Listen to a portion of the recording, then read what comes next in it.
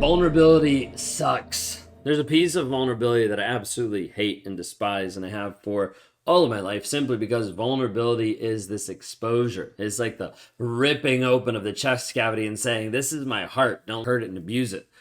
This piece of vulnerability is difficult because it's on the back of honesty. Like if we look at honesty and then you have honesty 2.0, which is vulnerability, this piece of emotions, feelings, sharing what's actually going on in the moment. Piece of vulnerability is extremely difficult, extremely hard for a lot of people. But especially when you get into narcissism and you deal with a narcissist, he does not want to be vulnerable at all.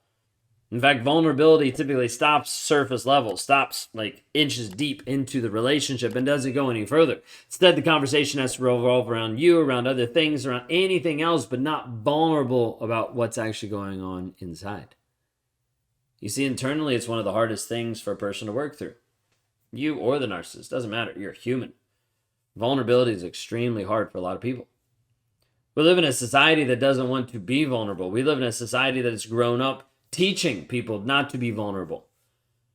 You had this inside of the ending some of the eras of different world wars and people going to war and people getting used to, hey, we need to be able to show up and be able to kill that person and not feel, because if we feel, we're going to be dead. And so as a result, some of this came into just the regular family society, got switched inside of different economic changes inside of the society and culture that we live in, the focus of the workplace, all of these different things that said, hey, you don't need to feel as much. You just need to be able to show up and do what's required. Once you do that, it doesn't matter. And so we got away from this piece of people being able to engage with their feelings and their emotions. Now, you put you inside a toxic relationship, and it's very much similar because you've been conditioned. You've been on the battleground of your own relationship. You've been traumatized through different events, things, and that have happened to you. And so as a result, you don't know how to show up even vulnerable. You don't even know how to show up emotionally. One of the questions I'll ask inside of appointments when I talk to people is, how is this relationship over the past 10, 15, 25 years, how has it affected you mentally and emotionally? Mentally, they might give me a couple answers. Emotionally, sometimes we step into a place like, I don't even know how to express it. I don't even know how to feel it. I don't even know how to think it. When this happens, I want you to take a pause. Like if you're watching this right now and you're thinking, he's right. Like, I don't know how to connect with my emotions. There's like a gap.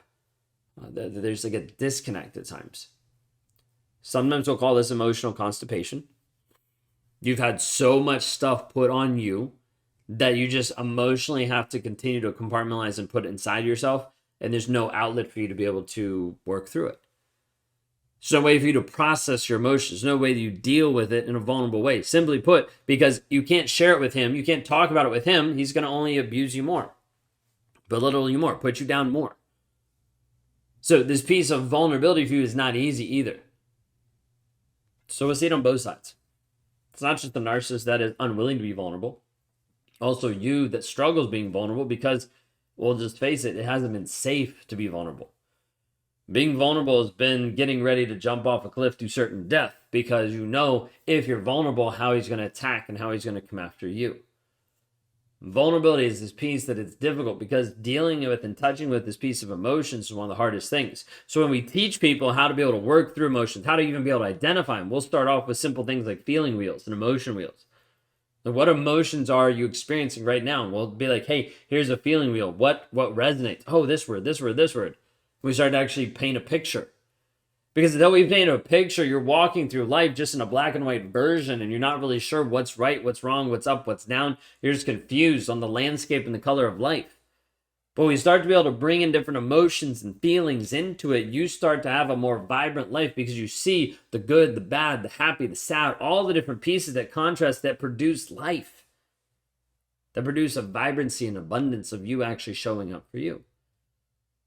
But the vulnerability piece and the emotional piece is one of the hardest things to do. So let's say right now you're struggling with emotions. You're struggling to be able to convey them, to be able to connect with them, to be able to actually show up with them, all these different pieces.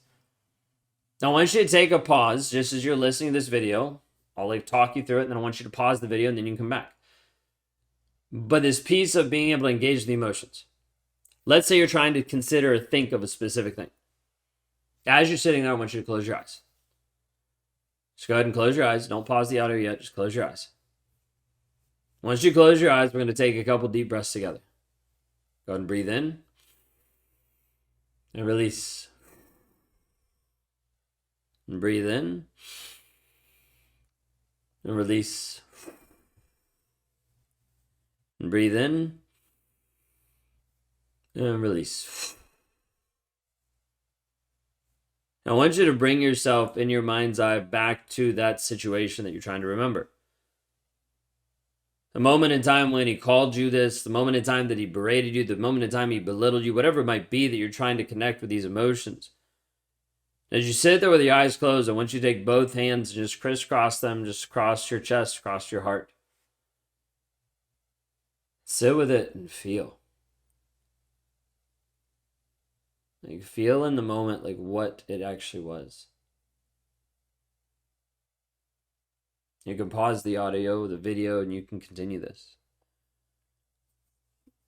Typically what we'll see, it might not be a breakthrough where you get a million emotions, but you typically can identify 1 to 5. A person that looks at it and is overwhelmed, we take a pause, we slow down, and we focus on you. We work on where you're at, what you're struggling with. Because if we don't help you through these pieces of managing emotions and vulnerability and you being able to grow, nothing changes. Nothing develops. Vulnerability is one of the hardest ones. Vulnerability comes with this piece of exposure. Exposing where a person is. And this is why narcissists don't like vulnerability, because it exposes all the shit in their life. It exposes how they're showing up abusive. It exposes how they're being toxic, right? Like there's all these things that it's exposing. But the other part that people don't like about vulnerability is simply for you. You who've been in a toxic relationship, you who've been abused by a narcissistic asshole, you don't like showing vulnerability because of everything that's happened. But the problem is vulnerability is the gateway through transformation. It's not what causes transformation, but it's a gateway. It's a doorway that you can open up to transformation, because what it does is it provides exposure. Now, in exposure, we're talking about finding out where you are on the map. Consider you're trying to drive from where you currently are to Washington, D.C. Wherever you are on the planet, or wherever you are in the States, you need to have a direction that you need to go. You need to have a map. You need to have your Google pulled up, your Waze, whatever. You need to pull something up on maps so you can actually figure out where you're going to go.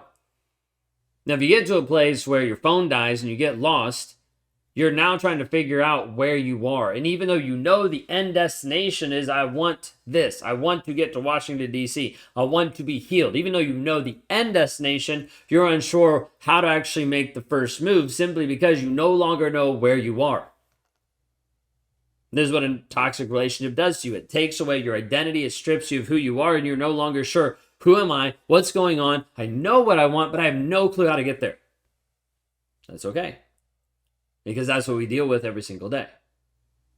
The people that come to raw motivations that are tired and frustrated of being confused, lost, and abused and don't know how to actually move forward. And so part of the thing is we have to bring into the level of honesty and vulnerability. Like, hey, you're struggling with this. Let's work on this. Let's figure this out. Let's start to actually deal with it and process it in a way that is going to help you heal and move forward in a positive way, in a positive environment. And so in doing this, we step into a piece of vulnerability. And vulnerability here is this level of exposure. It's having us identify, where are you on the map? That doesn't feel good. Sometimes it feels very revealing. Sometimes you feel stupid.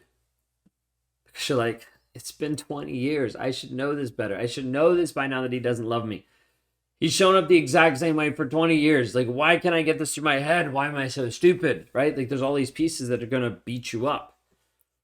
Pause for a moment, give yourself grace, and understand you can't judge yourself based on the past, based on knowledge you have in the present. Hindsight is 20/20. Like, it's foolish to be able to look at the past and beat yourself up. You don't do this about math. You don't do this being like, man, when I was 3, I was so stupid, I didn't know algebra at all. Like, I couldn't even pick up a calculator and figure this stuff out. Like, I can't believe how stupid I was at 3. You don't do that. But you do inside your relationship. You look at who you used to be a year ago, 5 years ago, 20 years ago, and then you beat yourself up. You're like, man, I should have seen it. Now that I know all this information, then looking back then I should have seen it. Well, yeah, if you had all this information, you would have seen it, but you didn't have all this information. You didn't have the knowledge about narcissism. You had the algorithm pick up you saying something about narcissism and it starts flooding your feed with different narcissistic content. You start opening up and realizing you're just sitting there drinking from the fire hydrant of narcissism and being like, whoa, there's so much out there about this. Yeah. My goal is that you don't watch narcissistic content long term. Like, my content's shifted, it's changed, it's developed. We still talk about narcissism, and I haven't veered away from that. But there's also a piece that my goal is not to have people watch me long term to keep themselves grounded. Because if you work with me, I get you grounded so you don't need this validation. So you don't need someone providing closure because you can find your own closure because you know how to do that. You don't need someone to get you unconfused because you have clarity in your life, because you know how to be able to process the stories in your head, the lies you believe, the things that have been impressed upon you that you start to believe. And you're able to do this by showing up honestly. You're able to do this by embracing vulnerability, no matter how uncomfortable it might be. Vulnerability is a huge piece that narcissists run away from because they don't want to be accountable and they don't want to be responsible for their own actions. Vulnerability is also a place that you're going to run away from because you don't want to have the radical acceptance of saying this is what actually happened. You don't want to have that exposure of this is how stupid you feel. When reality, it's just painting a picture. Vulnerability is like a spotlight that's shining on the path. That helps illuminate the direction you need to go, the steps that you need to take. But if we don't actually get vulnerable enough to be able to see it, you don't see it. Some of you watching this right now have realized, hey, in just this short video and this audio that we put together, you realize, hey, this is the guy that's actually going to help me move forward because he actually sees the path. He understands it, and he's helped people be free. If that's you today, great. I'd love to be able to help you. If that's not you today, great. And I hope you're learning from these videos and it's helping you move forward. Because that's the goal. If I can be of help with you today, then go to rawmotivations.com. Would love to help you move forward in your healing, in your growth, in your development. Because I want you to do more than just heal and just grow. I want you to transform who you are to be the person that you're actually called to be.